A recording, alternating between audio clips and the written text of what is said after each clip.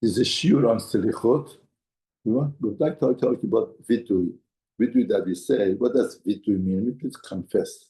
We do confess our sins that we did. Now, what's the purpose of that, and what we accomplish with confessing that? In other words, the Navi says, HaKadosh Baruch Hu rebukes the Haliftoet al omrech lo chatati, because you said, I didn't sin. But HaKadosh Baruch Hu told Adam Arishon, why did you eat from this tree? In the middle, it says, if Adam Arishon would have confessed, and he says, oh, I sinned, I'm very sorry, Hashem would have been forgiven her. But he didn't say that. He said that the Aisha Shnatat Ali, this lady that you gave to me, she gave me and I ate. Now, confessing is very important because we admit that we sin. Now we rebuke Chahal Israel, al omrech lo chatati, I didn't sin. Now, in a regular court, person goes and denies the judgment. And he says that I didn't do anything, I'm not guilty. Then he could go free sometimes. But in the Beit of HaKadosh Baruch Hu, it's not like that.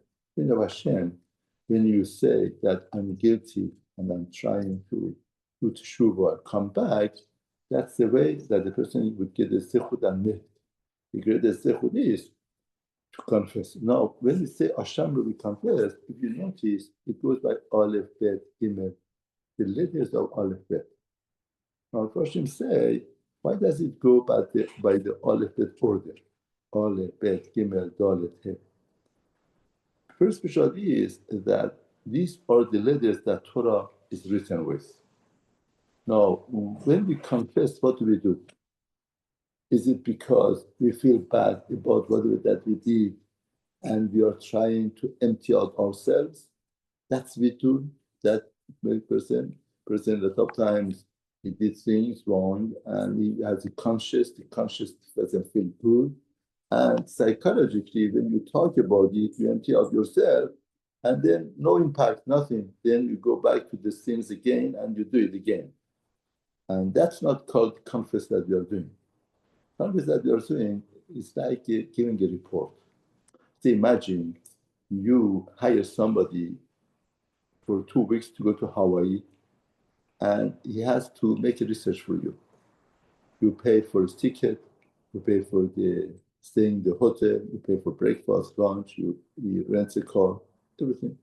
Okay, he goes to make a research for 2 weeks, scheduled to work from morning till night, and he has to investigate and find out things for you. Now he goes there, first day, the weather is so good and so attractive. He says, let me see around what's happening. He goes around and he enjoys himself. He doesn't do anything.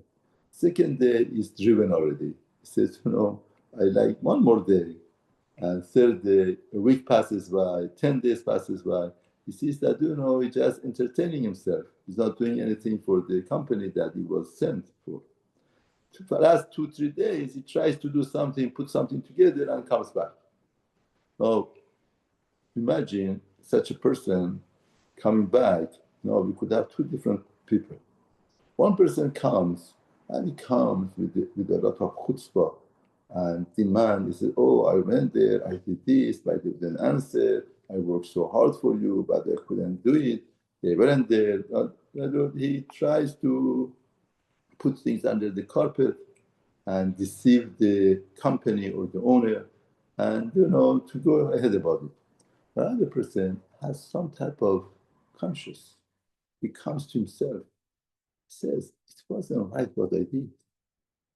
The owner paid for my ticket, he paid for the motel, for the hotel, for my food, for rental car, for everything that I have, he paid for it.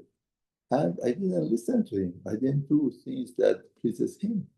Therefore, he would come and he would say, Chatati aviti pashat.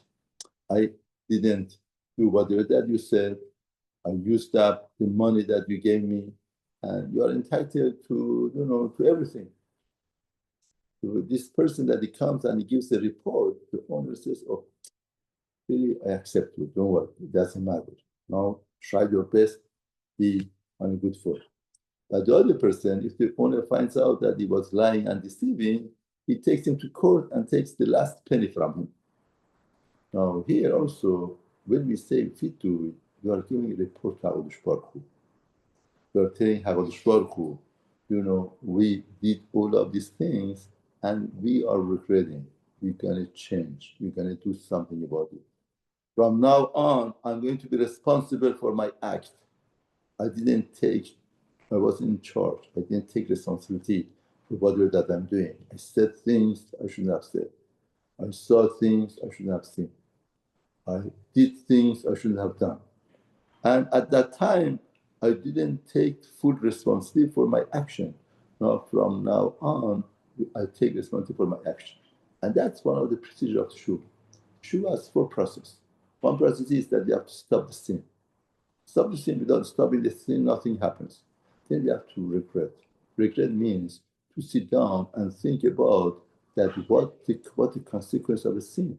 Consequence of the sin is takes away the mitzvah, everlasting life from a person, damages a person, damage the relationship that the person has with HaKadosh Baruch Hu, and tears apart that relationship. Forever you're going to be a different person. Forever you're going to lose the Olam Haba. That is what sin does to a person, regretting. The person loses $1, regrets. Person loses $1,000, regrets. Someone loses the business, regrets. Somebody loses everything. Therefore, the intensity of regret depends on how important that thing is for you. Therefore, our Shaykh with HaKadosh Baruch Hu, our Olam Haba is so important that we regret when we do sin. To understand the consequence of the sin is tearing apart Olam Haba from you, tearing apart what it stands for you, the Sifra Olam Haba. Then when we say viduy, we confess, and then after regretting, we're going to be mekabel that we are not going to be from now on. So the one point is to depart from the chet. But somebody would have in the back of his mind, I'll go back to it, not now, later on. I'm not departing it completely. But Torah says, Qabala al-Hati, the person has to accept that they're not going to do it in future. And that's Qabala al-Hati. And then he would confess, he would come to HaKadosh Baruch Hu and tell him that I'm not a brazen person to say that I didn't do anything. I did it, I'm regretting, and I ask your forgiveness. And B'ezrat Hashem, I'm going to be in charge of my actions. So when we say, no, we say Aleph Bet, because the real sin is the damaging the otiyot of Torah. Now, what's called sin? What you feel that your conscience doesn't like it, that's not a sin.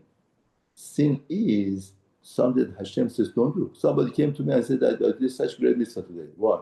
Somebody needed money, I lent the money to him with rebit. I did such a great mitzvah, I feel so good about it. I said, no, lending money with rebit is also, it is an issue. There's nothing good about it. You shouldn't feel good. Therefore, in other words, what we think that's a mitzvah could be a great sin. Therefore, mitzvah and sin doesn't go with the conscious and feelings of a person. It goes with the Aleph Bet of Torah. When we say Ashamnu, we emphasize that I damage the letters of Torah. I win my sin. And that letters of Torah tell me that is a sin or not. And the other thing is also that we go by Aleph Bet, because if we want to go the natural order of the sins, we don't know where should we start, we don't know what's the middle, we don't know what's the end of it. So many sins. But at least we take another order, Aleph Bet, to know where to start, when to middle, when to end up. Otherwise, we have to, we could talk and could say sins. But through that, we could finish. B'ezrat Hashem, with saying that and taking charge of our actions and becoming better, that would be a great sechut for Yom Hadin. And that HaKadosh Baruch Hu says, Hashem will listen to our viduy, confess, and gives us kapara and shefa bracha for ourselves and for all Ahal Yisrael.